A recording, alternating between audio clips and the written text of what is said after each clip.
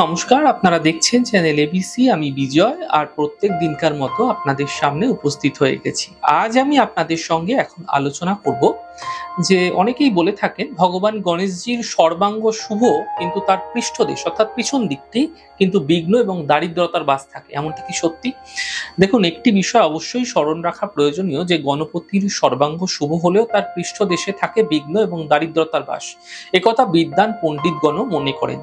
এই কারণে গৃহের প্রবেশদ্বারে গণপতির মূর্তি স্থাপন করলে ঠিক তার বিপরীত দিকে গৃহমুখী তার একটি গণপতি মূর্তি স্থাপন করতে হয়। একটি মূর্তি স্থাপন করলে তার সম্মুখ দিকে সিদ্ধিদায়ক এবং গণপতির পৃষ্ঠদেশে বিঘ্ন থাকে। দারিদ্রতার বাস হওয়ার ফলে গণপতির মূর্তির পিছনের দিকে অবস্থিত সমস্ত গৃহে বিঘ্ন এবং দারিদ্র দুঃখ দেখা যায়। তাই আমি বিশেষ করে মনে করি যে কখনোই কিন্তু ভগবান গণেশের চিত্র বা মূর্তি দ্বারপাল হিসাবে একদম মেন গেটের যে উপরে লাগানো হয় এমনটি কিন্তু আপনাদের ক্ষেত্রে করা উচিত নয়, এমনটি বিশেষ করে উচিত নয়। কিন্তু এর প্রতিকার স্বরূপ প্রথমে মূর্তিটির ঠিক পিছনে দ্বিতীয় মূর্তির পশ্চাৎ দিক অর্থাৎ উল্টো পিঠ এরকম ভাবে কিন্তু লাগিয়ে দেওয়া যেতে পারে, যদি কাউ লাগানো রয়েছে ভগবান গণেশের চিত্র এমন ক্ষেত্রে।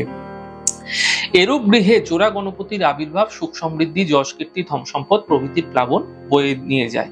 এখন জানা প্রয়োজন কি কারণে একটি মাত্র মূর্তি স্থাপনা করলে তার বিপরীত দিকে অর্থাৎ পৃষ্ঠদেশে কোনো বাধা বিঘ্ন এবং দারিদ্রতার বাস হয়ে থাকে। এই প্রসঙ্গে শাস্ত্রের একটি কাহিনীকে স্মরণ করতে হয়, যার নাম দ্বারপাল কাহিনী। মাতৃভক্ত গণেশকে দাঁড়ে পাহারায় রেখে মাতা পার্বতী স্নান কক্ষে প্রবেশ করেছিলেন।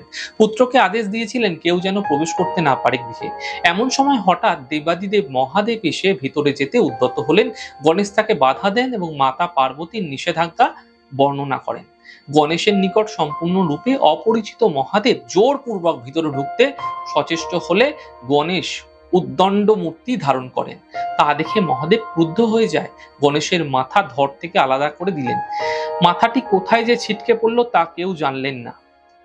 এরপর পার্বতী রুদ্রাণী মূর্তি দেখে মহাদেব যখন ভীত হয়ে গেছিল, সেই সময় তার অনুচরদের আদেশ দিলেন উত্তর দিকে গিয়ে যে মাতাকে দেখবে তার সন্তানের দিকে পেছন ফিরে শুয়ে আছে, সেই সন্তানের মাথা কেটে আনবে। অনুচরগণ উত্তর দিকে ছুটলো, অবশেষে দেখতে পেল এক হস্তিনী তার শাবকের দিকে পেছন ফিরে নিদ্রামগ্ন। তার হস্তি শাবকটির মাথা কেটে নিয়ে এসে মহাদেবের কাছে অর্পণ করলো। দেবাদিদেব যোগ বলে সেই গজমুণ্ড গণেশের ধরে সংযুক্ত করে তার প্রাণ সঞ্চার করলেন। রুদ্রাণীর রুদ্ররূপ শান্ত হলো এবং সৃষ্টিও রক্ষা পেল। যেহেতু মাতা হস্তিনীর পেছন দিকে তার শাবকের বিঘ্ন ঘটল, সে কারণে যেখানে গণেশ মূর্তি স্থাপন করা হয় তার পেছন দিকের অংশে বিঘ্ন থাকে, দরিদ্রতার সম্ভাবনা অবশ্যম্ভাবী হয়। আর পরস্পর বিপরীতমুখী গণেশ মূর্তি স্থাপন করলে বিঘ্ন এবং বিঘ্ন নাশের ফলে উভয় দিকে সিদ্ধিদায়ক হয়ে ওঠে। আমি বিশেষ করে মনে করি দ্বারপালে গণেশের কিন্তু চিত্র বা মূর্তি রাখা উচিত নয়।